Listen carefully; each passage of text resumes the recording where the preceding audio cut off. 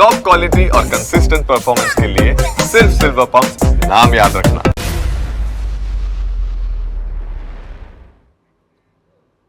આપ જોઈ રહ્યા છો TV9, હું છું હાર્દિક મોદી। શરૂઆત કરીએ સમાચારોની। આગામી 6 દિવસ રાજ્યમાં કાળઝાળ તાપ પડવાનો છે। 4 થી 9 એપ્રિલ સુધી હીટ વેવની આગાહી છે। સૌરાષ્ટ્ર, કચ્છ, ઉત્તર ગુજરાતના જિલ્લાઓમાં હીટ વેવની આગાહી કરવામાં આવી છે। આજે અને આવતીકાલ માટે કચ્છમાં ઓરેન્જ એલર્ટ, તો રાજકોટ જિલ્લામાં ગરમીને લઈને અપાયું છે યલો એલર્ટ। કચ્છ જિલ્લામાં ઉચ્ચતમ તાપમાન 40 થી 42 ડિગ્રી રહેશે, જ્યારે અમદાવાદ જિલ્લામાં 40 ડિગ્રી આસપાસ તાપમાન રહેવાનું છે। આ આગાહી કરવામાં આવી છે।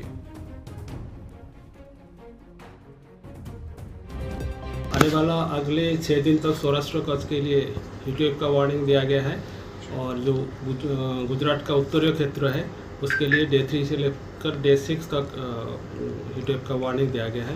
इसका मतलब 4 अप्रैल से लेकर 9 अप्रैल सौराष्ट्र कच्छ के लिए है और 6 अप्रैल से लेकर आपका 9 अप्रैल तक गुजरात का उत्तरीय राज्य की जो डिस्ट्रिक्ट है उसमें हीट वेव का वार्निंग दिया गया है।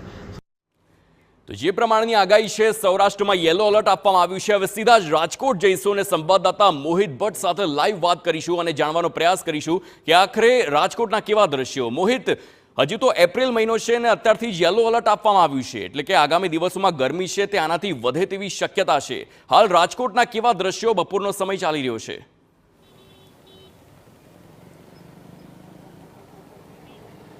સ્પષ્ટપણે હાર્દિક, જે હવામાન વિભાગ છે તેમના દ્વારા આગામી 5 દિવસ સુધી રાજ્યભરમાં હીટવેવની આગાહી કરવામાં આવી છે અને ખાસ કરીને જો રાજકોટ સહિત સૌરાષ્ટ્રની વાત કરવામાં આવે તો સૌરાષ્ટ્રમાં 3 દિવસ સુધી યેલો એલર્ટ, જ્યારે સોમવાર અને મંગળવારે ઓરેન્જ એલર્ટ છે તે જાહેર કરવામાં આવ્યું છે।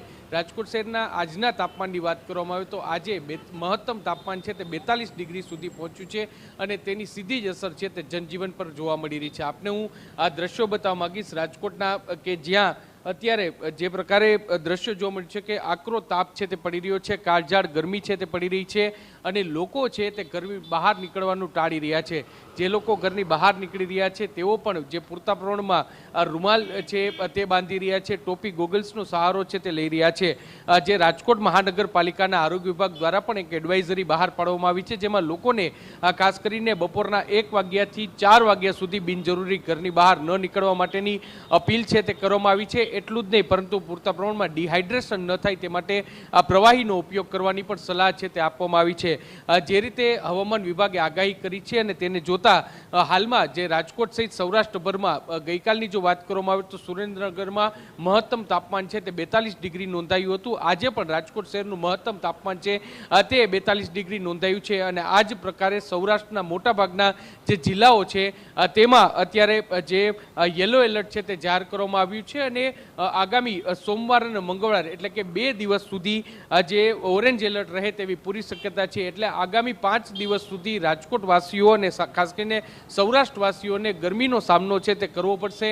કાળઝાળ ગરમી છે તે સહન કરવી પડશે અને એપ્રિલ મહિનાની શરૂઆતમાં જે પ્રકારે જે ગરમી પડી રહી છે તેને કારણે જરૂરથી લોકોના જનજીવન પર પણ અસર પડી છે અને હજુ પણ જે તાપમાનનો પારો છે તે ઊંચે ચડે તેવી પૂરી શક્યતા જોઈ રહી છે। ત્યારે તમામ લોકોએ જે પોતાનું સ્વાસ્થ્ય જાળવવું ખૂબ જ જરૂરી છે। ગરમીના આ દિવસોમાં બિનજરૂરી ઘરની બહાર ન નીકળવું અને પૂરતા પ્રમાણમાં પ્રવાહીનો ઉપયોગ કરવા માટેની સલાહ છે તે અત્યારે જે આરોગ્ય વિભાગ છે તેમના દ્વારા આપવામાં આવી છે અને જે પ્રકારની ગરમી પડી રહી છે તેની સીધી જ અસર છે તે અત્યારે જનજીવન પર પડતી હોય તેવું અત્યારે સ્પષ્ટપણે લાગી રહ્યું છે। જી હાર્દિક।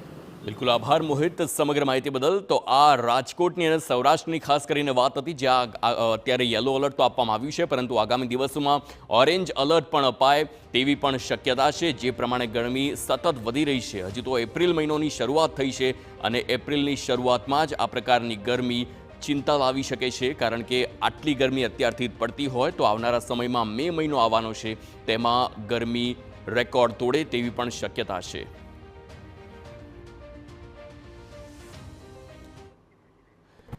તો અમદાવાદમાં કાળઝાળ ગરમીથી બચવા